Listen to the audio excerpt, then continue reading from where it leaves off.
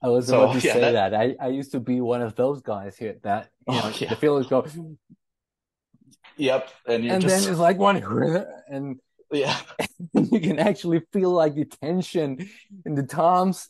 It's like, why does it sound like that? It's like, well, try to breathe and try not to die before the song ends. yeah. And then Don't on the hold your other, breath, you know. yeah, don't hold your breath because I mean, the tension is going to come out of Yeah, your music and your yeah. body, You number might be one. too fast. You And might number be two, too your slow. heart rate is going to go up because you're not Yes, breathing. So you're going to start rushing and yes. Yeah, everything's there's, going to, yeah. there's just a crazy amount of things physically that, like, if you dive into it, you can really kind of train your body and trick your brain into being a better drummer. Hi, I'm Tom Sawada from Drummer to the Bone. Today I'm joined by Max Morkri. Max is a live and studio drummer based in Madison, Wisconsin. He's the driving force behind the funk band Wurk, with which he released 3 EPs and a full album, and the lo-fi soul band Brahmulus, with which he recorded a full album in 2020. Max is also busy recording for other artists and doing shows. He has played for many theater productions and musicals, both touring and in the Verona, Wisconsin area. Max, thank you so much for taking the time. Oh, it's an absolute pleasure. Thank you so much for having me on. I It's appreciate good. it. Awesome. And so one of the first things that really caught my attention, and because actually I've never talked to a drummer who played as a pit drummer in theater, but at the same time, I saw that you're not used to transcribing drum parts.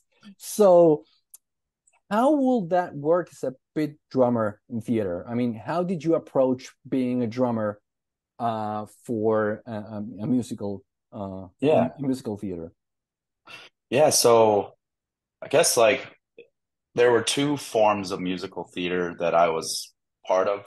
One was the in the pit actually with a director or a conductor down there with us and a full band.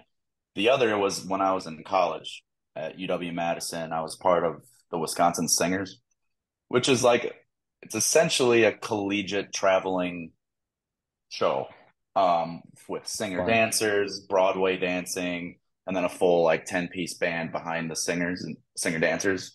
That show was fixed for the whole year, and we did Oh. 60-ish shows in the second semester of the school year. Every year I was in it for 4 years. And it's about a 2.5 hour show with like 4 acts, two band features, and all of that is learned the 2 weeks before the school year starts. So it's kind of like a boot camp. You're there for 12 to 14 hours a day, rehearsing over and over. But yeah, so they like the music director for the singers would give me a whole pack of the whole show in pretty terrible drum notation. You know, there all these parts were written by somebody who's not a drummer. Of course, And of so, course. yeah. And so it was kind of a lot of it was like, open to interpretation for the most part. And Okay. you had to kind of use your best judgment based on what the sound is, what the band is sounding like, what the rhythms that they're playing are like. Oftentimes the music I got would, it'd just be slashes, like on a lot of jazz charts that some drummers get, where, you're playing the groove and then Yeah. you might get little cues dotted above from the trumpets or the trombones or whatever. And so that's was like 50% of that music was just Wow. slashes. Wow. And it had like measure cuts, rests and stuff like that I could look for at least. I know when I'm gonna stop or tacit. I know when I'm gonna come back in. I know when I'm gonna have to do a transition from like a surf rock beat to a Texas shuffle all of a sudden. And so a lot of that was marked up really nice. But other than that, like the parts that were actually written out were pretty basic. And so in terms of reading them, um, they weren't too hard to read, but the hard part was figuring out exactly what sounded great and how to like elaborate from the written groove that they gave you into what should be the final product in the show. Um, and so like in my history, like I learned drums. My dad's a drummer. Okay. And so I kind of learned it initially from him just through watching him play. And then I started taking lessons and I was in, jazz band, all that stuff in high school and middle school. And my teacher, I worked really hard on reading drum notation. I wasn't the best at writing it. I still am not, but I can read it pretty well. Okay. Um, Transcribing it onto paper is a big hurdle for me to jump through. And so I kind of invent my parts based on what I hear in my head, I guess.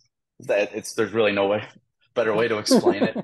Um, but so like in the singers, for example, we got half slashes on the charts. You kind of, you fill in what you want to do, essentially. Use your best judgment. The other half was written out, but I had to elaborate on it. And then we get to the musicals I did for Verona Community Theater. Hmm. And I did 5 or 6 of them over the course of a few years. And those I stuck with the notation pretty, on point for the most part. Um, and like I said, I can read that notation just fine for the most part, unless it's insane. Unless there's 30-second notes and crazy fills and stuff that Yeah. are actually written out, which that never really happened. But like in Mary Poppins, the musical, Yeah. there's a lot of like polka beat type stuff. A lot of boom chicks is what I call it, the boom chick beat, the boom chicks. Yeah. And so a lot of that, like that was actually written out for me. The trick was to just find where you are after the 200 measures of boom chicks, and find the individual cues that you see when you're reading along, and also staring at the conductor to, point. Oh, he's pointing at the trumpets now. They're about to do their cue. Oh, that's on measure 41. I can map out where I was, and it's really about like looking in three Yeah. places at once, and then also like we had a mirror so I could see the actors on the stage, and sometimes they would take liberties with time, with stuff like that, and the Ideal. conductor, yeah, the conductor would try to fight them a little bit, keep them under control, and so it was like this balance game of, okay, I gotta listen obviously to the conductor, but like I do have to follow them because they're the ones that the audience is looking at. Right. And And the so ones you it's have to kind of, support. yeah, Yeah. exactly. And so it kind of turns into this dance, this balance. And that's the whole show. And then there were other shows I was in. Sister Act, I did that, and that had a lot Fun. of slashes in the drum music. So I mean, it's a lot of rock. There's funk, there's Motown and stuff in there. And so I kind of just used what I know about those styles and how to play them. They have the cue lines above the drums for the trumpet hits, the horn hits, the hits from the singers, stuff like that. And so it's kind of a hodgepodge. Like this whole history here is like it's like half do what you want, within reason, Of and the course. other is follow this music rigidly, because it might spell out, it works best with the rest of the band or something like that. So it is really important to follow that music as it's written, and deciphering when to do that, when to follow the music verbatim is also a trick that takes a long time to kind of master, and it's like this awareness that I had to build up when I was playing, and the awareness comes from my eyes and also just constantly listening to the director, to the other members of the band, to the singers, and just finding my place in there the best I can. And so, yeah, I mean, that's kind of it. I haven't done a musical since, I don't know, 2018 or 19, before the pandemic. Right. So I haven't had much in the last few years in terms of reading and in terms of reading drum notation, stuff like that. Um, but yeah, like it's kind of this, this gray area a lot where I'm trying to figure out exactly what sounds good here without sacrificing what's on the paper, you know. So in the end, all of it's balanced. The whole thing is balanced. It's a balanced game. And But yeah, I assume that there will be a lot of feedback from the musical director, the actual director for the yeah, play, or maybe the cast, or maybe other musicians. So you have to factor everything, and yeah, if you have to wait for the laughs, if yes, if it's a comedy, uh, and yeah, then so do you feel, or in your experience, for example, sometimes happens that you rehearse and you do the first couple of shows, but then it starts to mutate and change, and towards the end of of the run is a different thing, it's a different beast. oh Maybe yeah, the accents are in a different place, or the cast kind of like, I don't know, yeah, found another sweet spot. So did you feel that that also happened? yeah. That especially happened in Mm, the Wisconsin Singers, right. because it was the same show the whole year, and after a couple months of playing through it, you're not using your music anymore unless there's something the director's adding in, or there's big changes all of a sudden where we're changing transitions or stuff like that, and the music comes back out. But basically over the whole season of playing, especially like between me and the rhythm section, bass player, keys, guitar, we all kind of built up this musical rapport the whole season. And it evolved to the point where, like, oh, the bass player's gonna start doing this fill at this time all of a sudden. One show it comes out almost on accident, or he's playing around. We all get really comfortable with the show as is. And the more comfortable we get, the more we're going to want to, screw around with it. And Right. so, though those parts that we kind of ended up screwing around with ended up being the, canon for the show, where, I would do a certain fill and then I'd all of a sudden link up with the bass player on that fill. We'd lock in. That's not in the music at all. It's some offbeat fill or something. You have all these different things that kind of evolve, but especially the rhythm section, it kind of evolves together in a way. And then you remember those parts when you get to them again, and you're like, oh, we're gonna do this little, fun thing again that's not in the music. And then it just becomes part of the show. After you do it 5, 6 times, it's gonna stay in there. So No one said anything about it, so it's like, okay, let's run with it. yeah, yeah, we get compliments from the band director being like, I thought that part in there was really cool. I don't know where it is in the music, but it sounded great. And we're like, well, it's not in the music. It's We here. just, yep, and the whole show becomes like it gets memorized quickly because we're playing it constantly. Right, running And through it all the time. Yeah. yeah, and the rehearsals end up becoming the shows themselves, and we liked to record our shows so that we can listen back to them for improvements and stuff. But the more we did that, we also found more places where we can evolve, change things up a little bit so as to not um, mess up with what the singer dancers are doing, or the rest of the band. For instance, the horns, for the most part, kind of had to stick to their guns, stick to the Yeah. music. But the rhythm section could kind of mess around. And like I said, over time, those patterns started to just become, the show. And it's a fun experience because obviously you grow tighter together as musicians. But it just makes it more interesting for you. Of If you're course. playing 60 shows a year, or in 5 months, you're doing 60 shows. Ooh, it's a Um, lot. yeah, you're gonna want Yeah. to change it up a little bit wherever you can, and then to make it even better, coordinate with the other guys you're playing with, the bassist, most likely with the drummer. Um, and so me and the bassist ended up just changing the show. And since we're the foundation, the rest of the band kind of hops on Have too. to follow. Yeah, and so we did our best to not mess anyone up. I'm sure we did mess some people up in their parts, but over time, then they would get used to it after a while. So it was a constantly evolving thing, but it made the show so fresh every time. And it was kind of like, yeah, we're gonna do this tonight, for the 40th time, but like it feels fresh still. It's you're not sick of Yeah, it.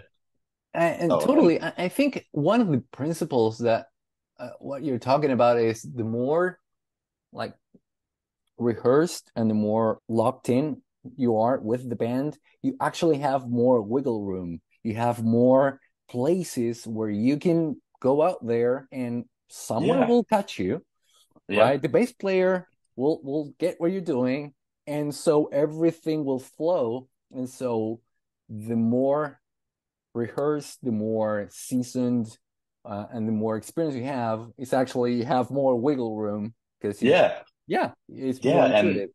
Yeah, you also, once you get to that point where you know that show so well, yeah, um, you all of a sudden have real estate in your brain where you can listen to other parts more directly. Whereas when you're learning the show, you're just kind of focusing on yourself for the most part, making sure that you fit with the band as best you can. But after a while, once everyone's fit together like a puzzle, then you all of a sudden you have this space in your mind where like, oh, like there's something that the keyboard player is now doing that I didn't know they were doing before because I wasn't hearing it or wasn't listening. Now you can hear it, because you're not focusing so much on on your own yourself. part. Yeah, And so that opens up doors. And like you said, yeah, it becomes more fluid and you have more space all of a sudden because you're not so focused just on you. Um, and that definitely happened in the singers mostly, and it happens in Wurk a lot where we've played these songs for 6 years, 7 years, and they're always changing. They're always evolving, always adapting in that same way. And then in our rehearsals too, like we'll jam on a song or we'll take a song we've played a million times and then we'll call out and say like, hey, we're just gonna trade solos here, or we're gonna go into a halftime, switch it up somehow in some way. And then that just opens up so much stuff. All of a sudden you have a completely different song, but you know where that came from and you can go back to the original song. But in the terms of a live performance, that makes it very interesting for like a fan who's maybe seen you 5 to 10 times. Now right. they, It's a new yeah, show. they recognize a song and they're like, this sounds like this one song, but they're really changing it up in a different way. So yeah, that I think every band, um, unless you're like even in a cruise ship band, for instance, I feel like that happens in every ensemble, unless it's very strict or rigid, like a you know classical orchestra or something where they gotta stick to the music. Um, but I feel like in most ensembles, in most modern bands, that just kind of happens by default. The longer you play together, Of course. just opens up a lot of doors for the music to evolve. And well, talking about your band, Work, which I went through the entire album and a few of the EPs. Everything is on Spotify, so it's Work, WURK. So I'll put in the description below. Not only that, but I heard some of the songs that you play for I think your brother and other artists as well. And some of the songs have like very interesting syncopations or displacements. And I want to Yeah, go back to this thing that you said that you don't write as much. So when you're faced with maybe someone, shows you a song, it's like, okay, so these are the accents, and you start hearing, okay, this is gonna be maybe a little bit complicated, might be up your alley. yeah. Anyways, um, do you have a specific approach on how to learn a song that is not yours, that you haven't jammed on, uh, quickly enough for maybe a recording session or a show? Yeah, so in the case of my brother's songs, which Mm-hmm.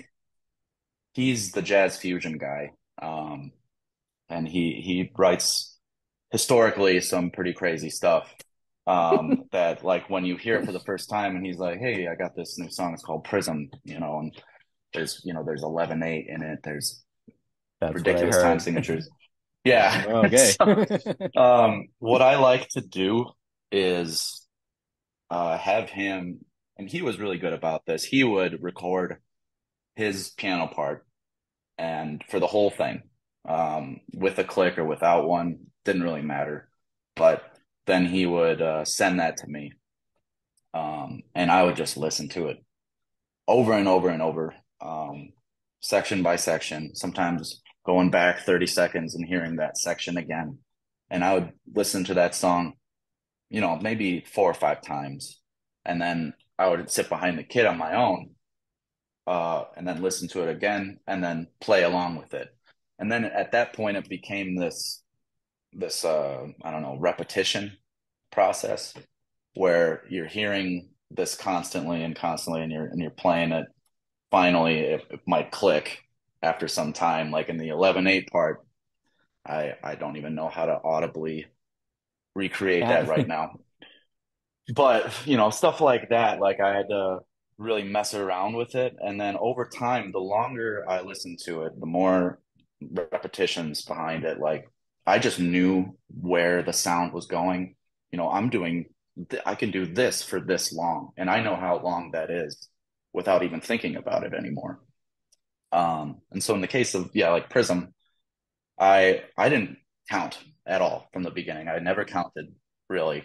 Um, and so I just kind of made it up as I went along, but then just hammered the song in my brain.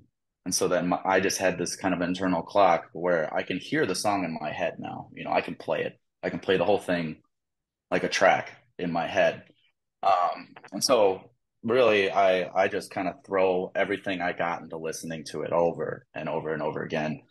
And then finally, when I get with the rest of the band, it all kind of melts together right away. And but yeah, that's kind of how I do it. I learn mostly by, like, for instance, a lot of my practicing is with drumless tracks. Right. Um, yeah, and so I'm not reading much. I'm not looking at like instruction videos unless I'm really trying to learn something. But I'm cruising the internet looking for drumless tracks, and Yeah. that's kind of it's a whole this is a whole different topic, I guess, but like that's kind of how I started learning with drumless tracks in like 2014 or something, and that really kind of set a precedent for all the bands I've been in, where like I'll be playing to a drumless track on YouTube, and like I've played with that track 15, 20 times. It's mastered at that point where I know where all the rhythms are, the syncopations, the odd times. And it's the same with the band. And so I kind of just took that cycle of repetition where I was listening and playing to the same thing, and applied that to the band. And it ended up kind of just working out like that in that system. It's not really pretty. It's not a pretty way to learn stuff. It's not like the smoothest way to, it It's takes very some, involved. yeah, it takes some work. And like it will get to the point where like I'll be at work or I'll be mowing the lawn, and like I will hear the thing I was just listening to and playing to over and over and over. Like I'll be in the car and I'm just like, man, I wish this would get out of my head right now. And so, it just, you hammer it into your mind. And then over time, like, I don't know if everyone's brain works like this, but like with repetition, I was just able to, you just know how long sections of the song are going to be all of a sudden, You feel it, basically. It's a process of assimilation. So you're based on feel. Exactly. Right. Yep. Exactly. And that's kind of, that was, that's the main way that I learn stuff, is mostly by listening, by playing, and by feeling it. And after a while, the feeling gets way stronger where you just are like, I know exactly where this next section is going to go. I know exactly how long this section is, you know. And the way I think of it in, like, I guess scientific terms would be like you have a formula for your groove, and like I'm applying this formula for this long and I know exactly how long it is. And then the fill into the next thing, I know how long that is. I know how long the next section is. I know what groove it is. And it just kind of locks in your brain after a while. Like, and so, like I said, not a pretty way to learn it at all. Um, but it does really kind of make it, I don't know, really open in the end, where you're not looking at a piece of music anymore. Or never were, you had just listened to this. And so your parts develop really organically that way. And so yeah, that's kind of the whole approach that I do. And like, my kit's torn down right now, but like oftentimes, like if I'm learning something new, especially like we have a song called Cathedral, and the groove I play in that, uh, it was kind of like a default groove when I was like when I do sound check and I sit at the drums and there's like play the whole kit. That's like I'll do the fill and then I'll fill and then I'll go into the cathedral groove. That was like kind of my default groove before cathedral was even a thing. And like it's a really fast kind of I don't know, funky, aggressive beat. And so I just was like listening to the song and then I was like, hey, this thing that I do by default all the time works so well with the syncopations in the song.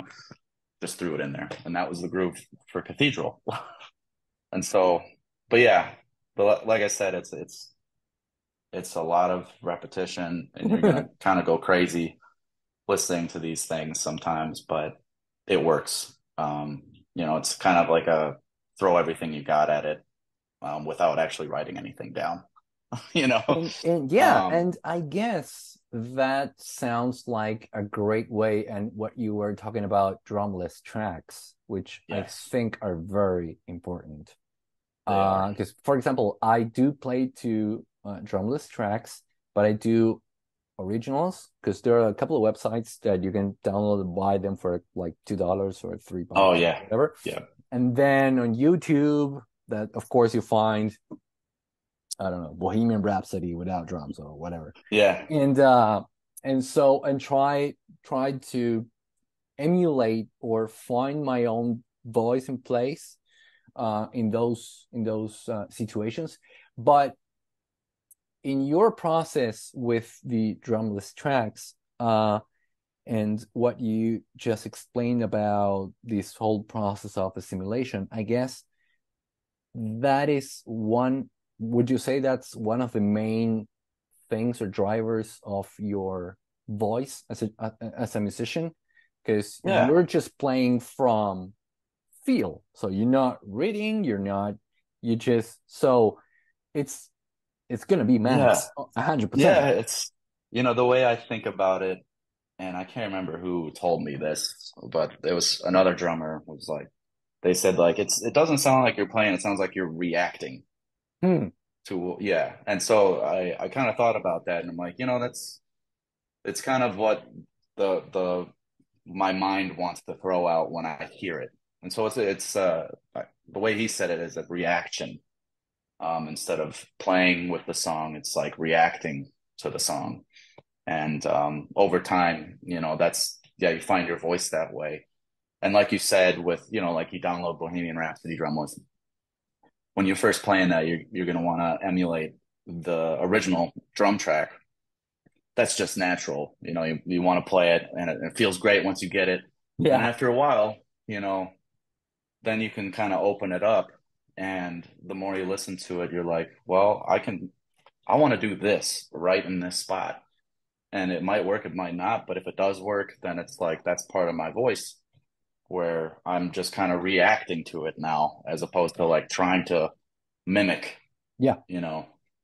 And that kind of thing might not be great in a cover band, but with the bands I'm in and kind of the styles that we play in, I think it's really organic, and kind of creates very individual parts, um, which is really cool. Like I never thought of it as a reaction before.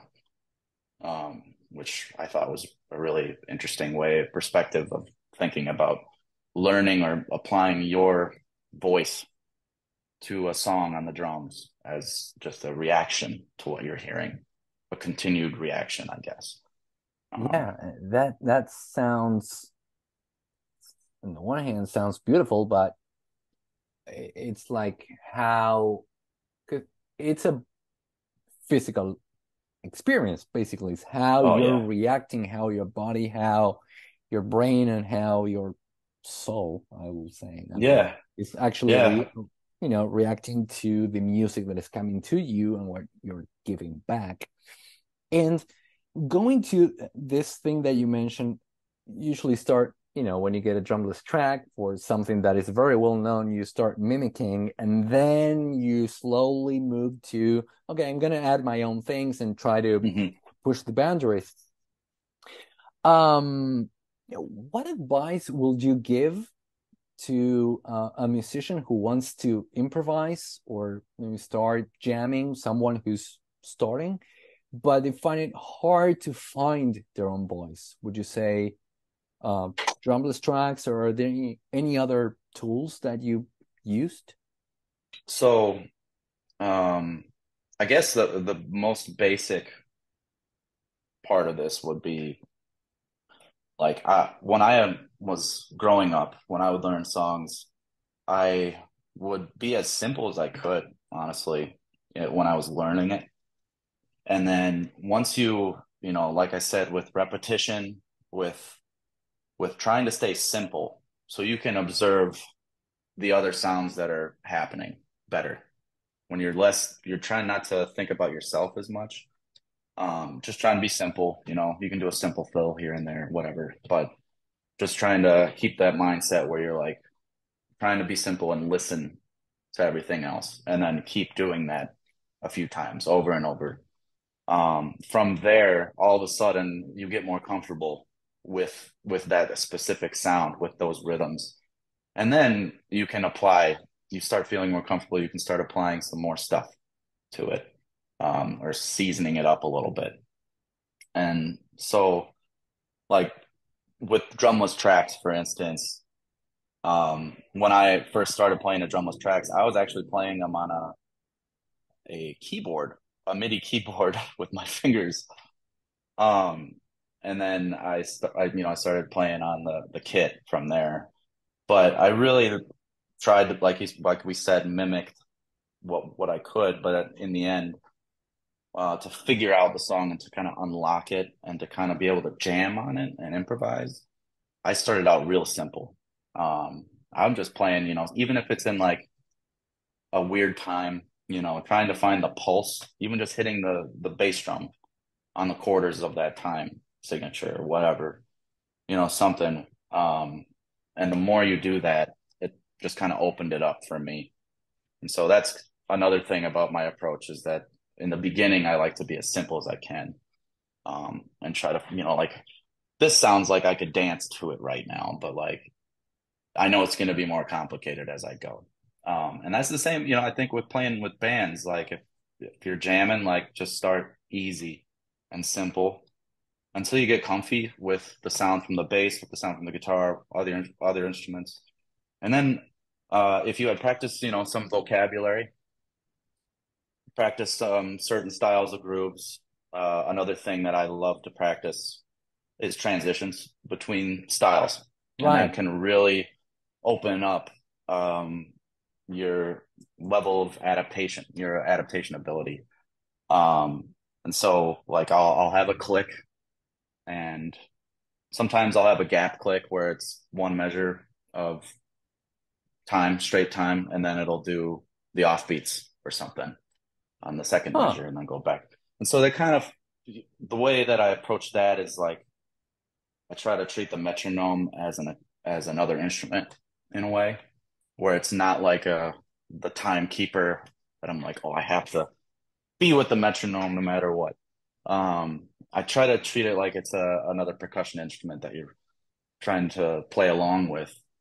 Transitions between styles really helped me. Like when I was in the singers, that was like what made her, it was a make or break for the job. If you can't do the transitions, you can't be in the singers, as the drummer.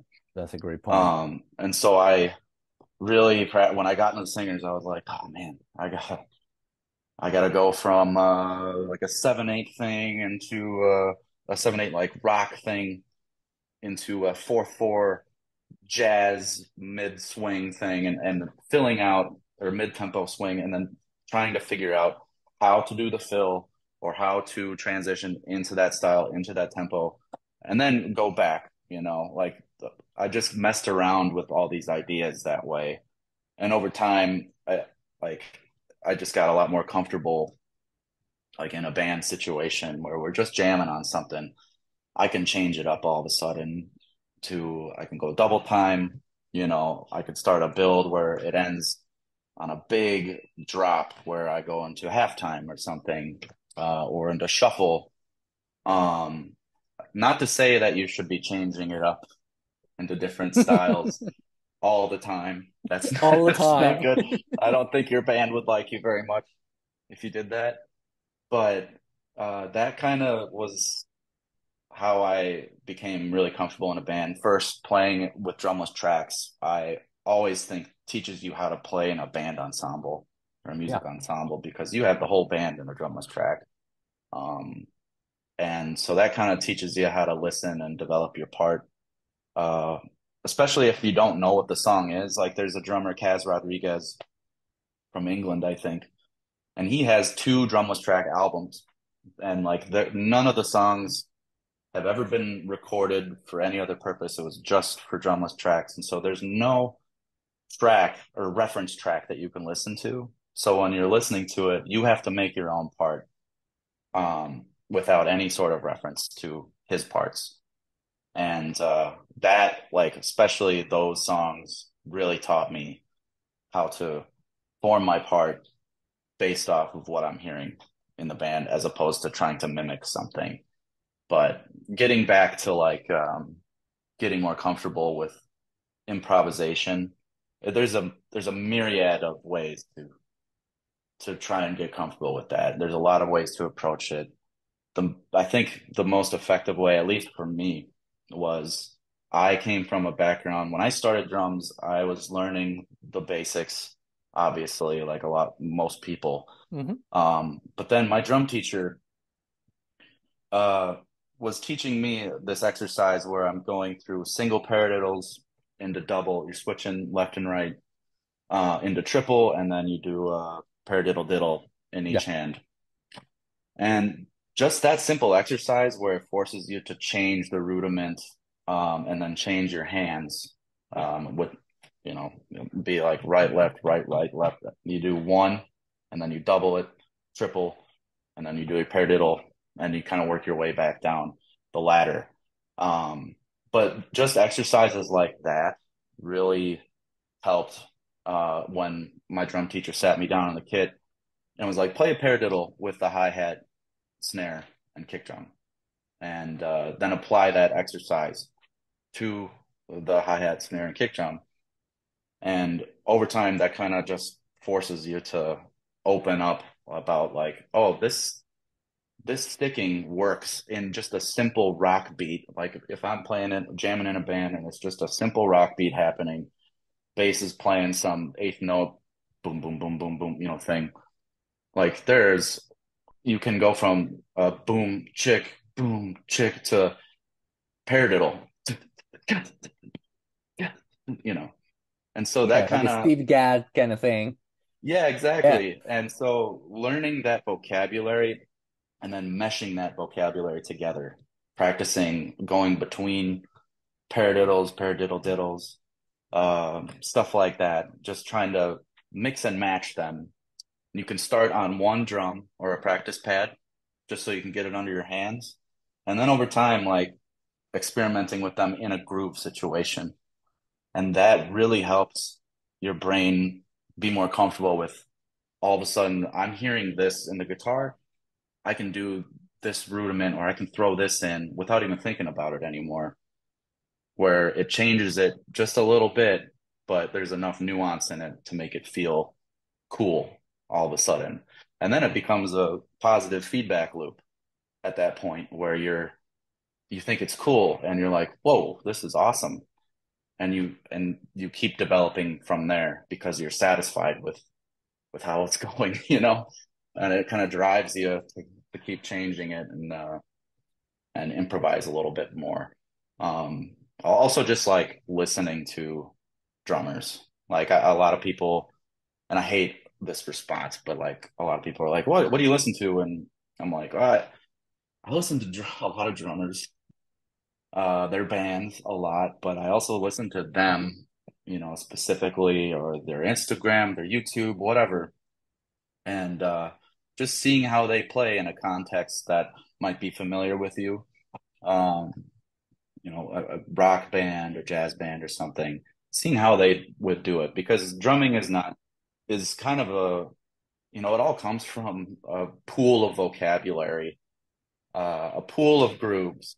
Nobody's stealing from each other, but everyone's sharing. Um, and so the best way to learn, I think, combined with all this stuff, is to listen and watch other drummers.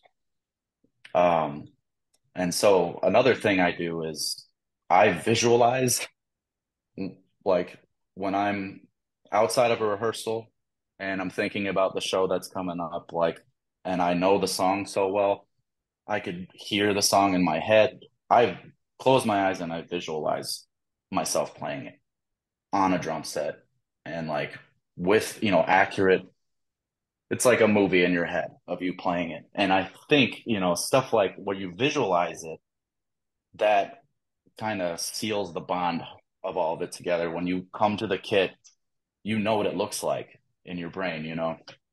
And so there's, I don't know, I'm kind of lost, but that's No, I mean that actually makes a lot of sense. And what I was remembering is that Michael Phelps has yeah, nothing to do with music, but he used to do this visualization like exercises where he will visualize everything, every stroke and everything before getting to the pool. So by the time yeah, he got into the pool, he actually could do it with his eyes closed, and he knew how many strokes before he get, and etc etc. yeah. So that makes a lot of sense, because I've never heard a drummer saying that or a musician saying that. I've heard athletes saying that, but I guess, but I guess, uh, in a way, there is a lot of shared processes going on, because basically it's how your body reacts to the situation, right? If you're a football hmm player, well, you react to the other players and etc. I mean, being a musician is pretty much the same thing. You react to your environment, so it makes a lot of sense. It actually makes a Yeah, lot of sense. yeah. Beautiful. And another thing, that's tied with it, and in a way, was I ended up focusing a lot on my breathing, Huh. because for a long, long time, I would play a fill and I would be like, get really Yep. tense, and I'm holding my breath.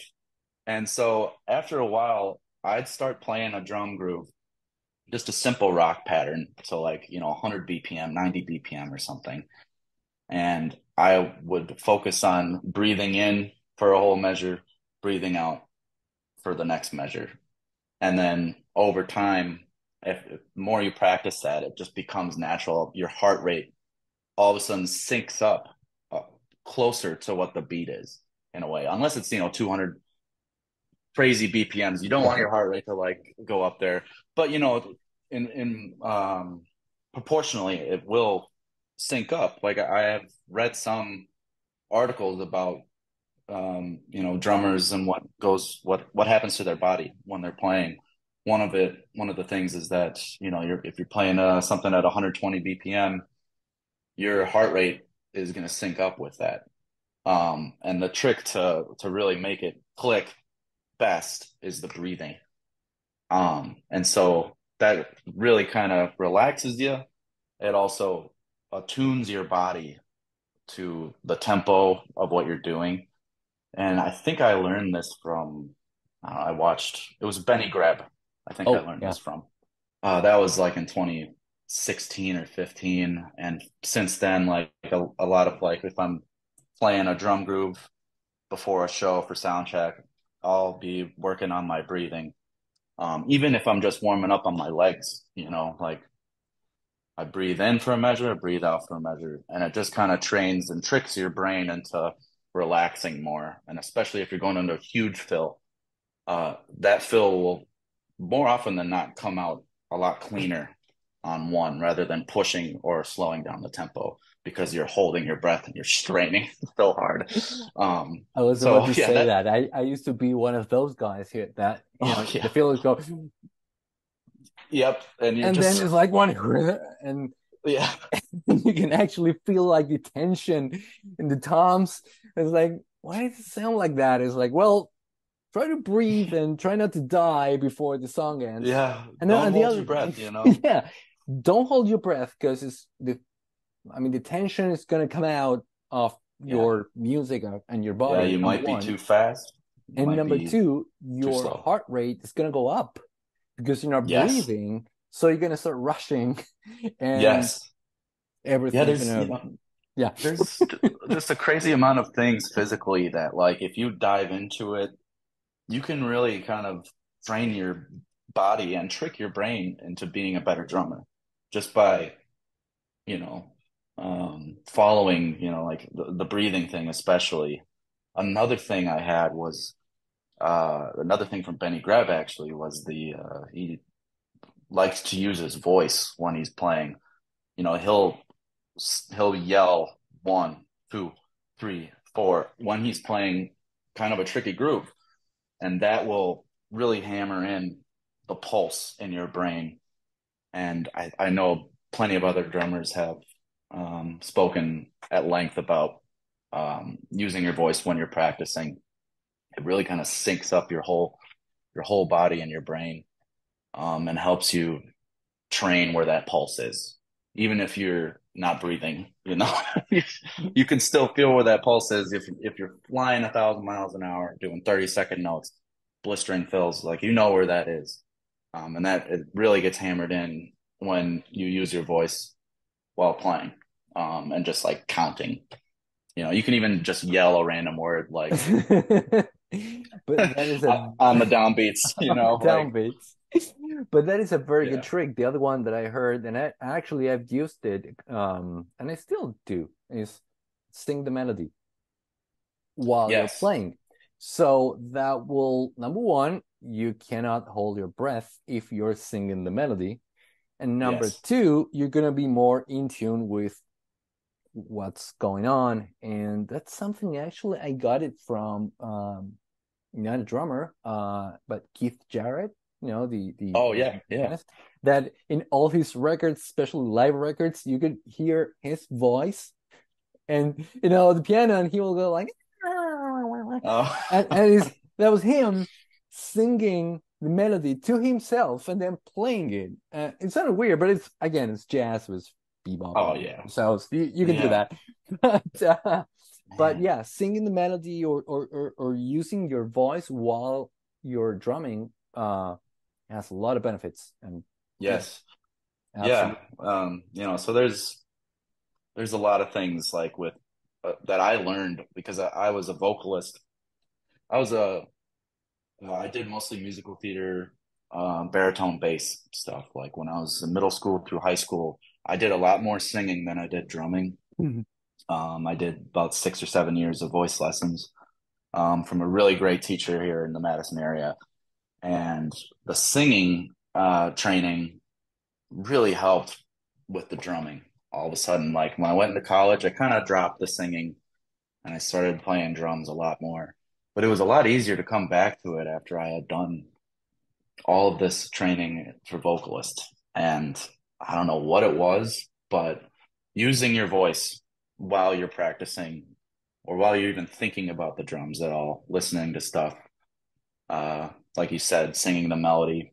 Like I did that to learn Prism. It wasn't just repetition. I lied. No, I'm just kidding. But no, I did sing along like in that Yeah. 11/8 part or whatever time signature it's in. Can't believe I don't know it off the top of my head. But I would sing that as I'm playing it. And for a part like that, like it lined up with what I was doing really easily. So that if I was playing a completely different thing or something that didn't quite line up with it, it's a lot trickier, obviously. But it does, just using your voice in general is crazy what it does to your playing. Yeah, Um, that's a beautiful advice, especially for up and coming musicians. Just yeah. like use your voice. Yeah. So Max, I don't want to take a lot of your time. Oh So yeah, no we've worries. been we've been riffing around for like Yeah. 40 minutes. It's beautiful. It's a lot of information. It's a lot of information, but your approach on this thing that we're talking about is how you react to music and the assimilation of new songs, I think is a very distinctive way of approaching things instead of the traditional, reading and just going by the book. So Yeah. this has been a pleasure and this has been awesome. I don't want to take too much of your time. Um, the one last thing is how can people reach out to you? I don't know if you're open for sessions in both recording or touring, I but I definitely am. Yeah, okay. it is pretty easy to reach out to me. You can find me on Instagram under Max Morkri Drums. My last name is a little weird to some people, but it's spelled M as in Mary, Orkri, or M as in Max, I guess.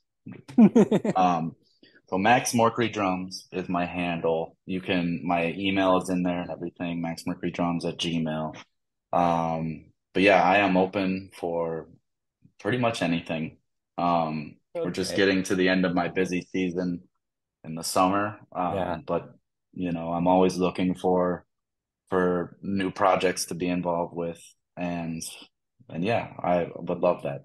And I I'd love if you highly reached out. recommend looking up Wurk in Spotify because the grooves are insane. Some of them are We do have a insane. new album Oh, that awesome. is coming out in October, and I don't know many details of like what it's going to be called, stuff like that. We're just getting stuff kind of through the door right now, but it will have two live recorded songs that we did in a couple of shows this summer. And so it'll be studio tracks and then a couple of live songs, which is kind of new for us. But that was something that we saw in other bands that they were doing and thought it was really cool that we should throw in Yeah, it a is cool. couple of live takes, Yeah, with no click, keeping it nothing like real. that. No If there's a click, no mistake, backing tracks, no nothing. it's in Yeah, there. it's The in sound there. guy's not going to be able to fix that easily. So we got a couple of those. I'm really excited for that. I also just joined a band called Dub Foundation in Madison. That's a reggae band. I highly suggest looking them up. They're super tight. Um, and yeah, that's Keep that's pretty much it. keeping you're busy. Yeah. Max, thank you so much. This has been amazing. Thank you so much for your time, Oh and yeah, no, thank it's you, been thank great. you, Tom. I really appreciate the opportunity and the consideration of It's you been having me on beautiful. here. So And we could do it again. We have a lot to talk yeah, about. This that'd has be been awesome. it's been beautiful. Max, thank you so much, and everybody, thank you so much.